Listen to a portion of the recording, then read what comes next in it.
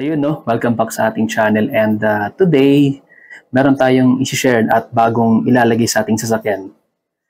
Kung ano yun, makikita ninyo sa ating video, so let's go. And meron tayong bagong project ngayon.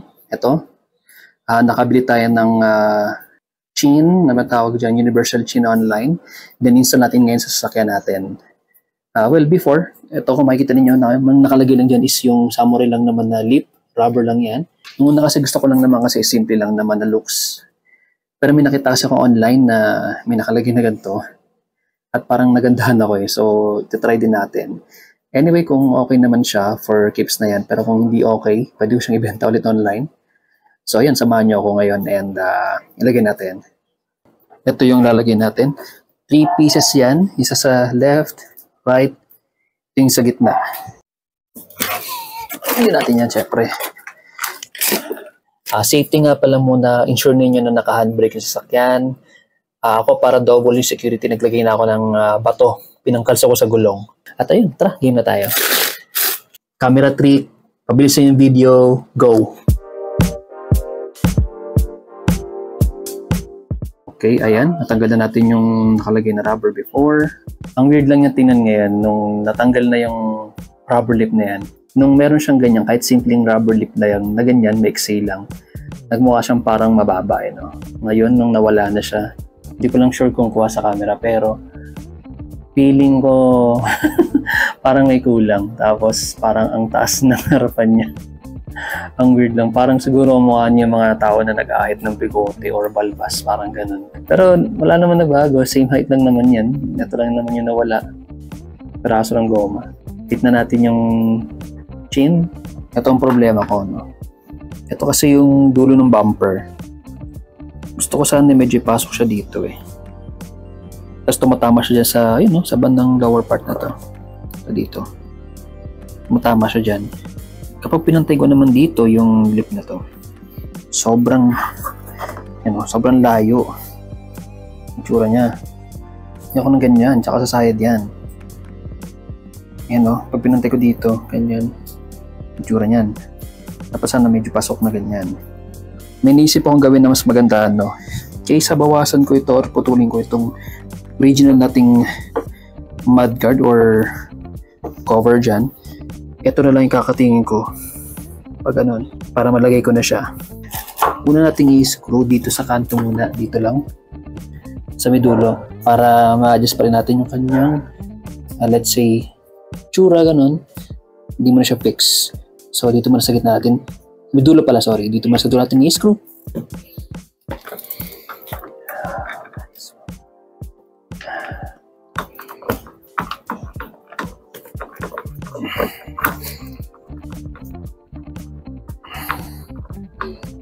So, ayan.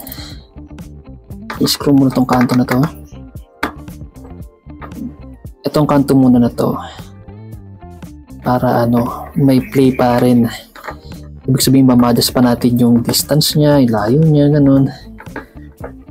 Pagagalaw pa natin yan. Huwag muna natin ipitan. Tamang lagay lang.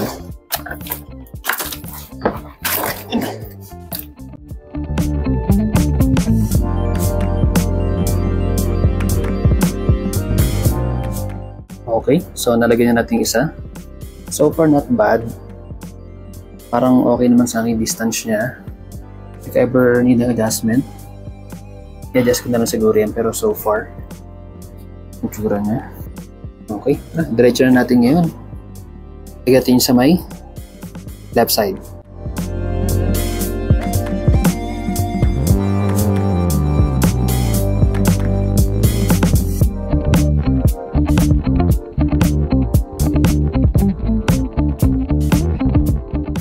So yun na, nalagay ko na yung sa left. Sa right. So far, so good naman. Susunod naman yung fitting na gusto ko. Next naman is yung sa gitna. Lalagyan natin sa gitna. Para kompleto na siya. Ayan na, inabot na tayo ng gabi. Pero continuous tayo ng pag-install. Ito naman yung front part na nung lip. Medyo posy lang ako sa pag lalagay niya kasi gusto ko perfect yung, yung sukat eh. So yan, okay. Nalagay ko na siya ngayon. Let's go. Ihigaan na natin to ngayon. Okay!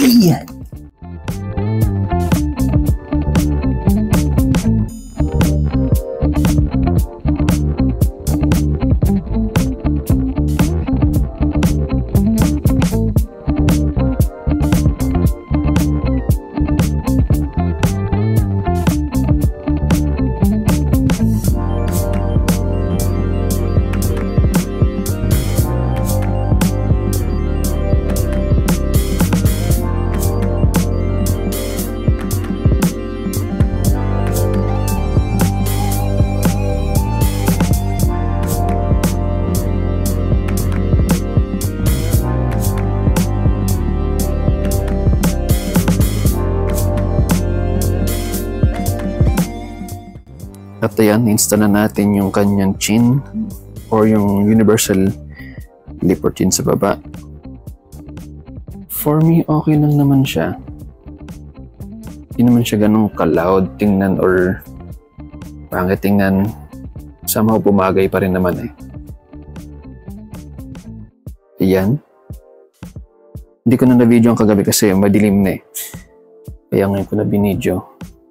Kanyang side. Ang harapan, ang kabilang side. Ito nga pala, no, naghanap ako ng picture sa internet kung ano ba talaga dapat yung paglalagay niyan. Ito ba dapat nasa ibabaw o nasa ilalim? Base din sa mga picture talaga, no, sa mga nakita kong BMW or Audi 4. Diyan talaga siya sa ibabaw eh. Kaya diyan ko na siya nilagay. So, pero okay naman. At kung sakaling may maliman, pwede ko naman siya ilagay sa lalim pa rin eh. So yun. Yan lang naman yung bago nating upgrade. At somehow bumagay sa kanya. Yan yung side view dito. Yan.